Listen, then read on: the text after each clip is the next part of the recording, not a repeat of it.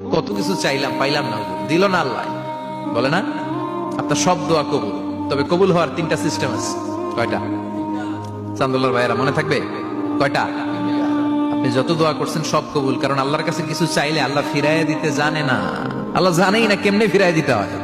সুবহানাল্লাহ কোন চাওয়া মাত্রই আল্লাহ বলে অ্যাকসেপ্টেড, যা কবুল, দিব দিব না এটা বলতে জানে না, চাওয়া মাত্রই বলে দিব। তিন সিস্টেম। নাম্বার ওয়ান, আপনি আল্লাহর কাছে দোয়া করলেন, চাইলেন, আল্লাহ বলে দিব, বলেই তিনি দিয়ে দেন আর আপনি খুশি হয়ে যান, পেয়ে গেলেন।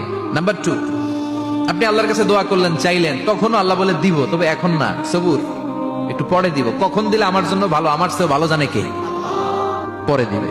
নাম্বার থ্রি, চাইলেন, দোয়া করলেন, আল্লাহ তখনও বলে দেব, তবে এখনো না, পরেও না, কিয়ামতের দিন যেদিন বিপদে পড়বে ওই দিন দেব। যেদিন তোর বাবা তোরে চিনবে না, তোর মা তোরে চিনবে না, বন্ধু বন্ধুরে চিনবে না, পীর সাহেব মুরিদরে চিনবে না, মুরিদ পীর সাহেবরে চিনবে না, ইমাম সাহেব মুসল্লিরে চিনবে না, মুসল্লি ইমাম সাহেবরে চিনবে না, কেউ কাউরে চিনবে না। ওই কঠিন দিনে তোরে আমি বাঁচাইয়া দেব।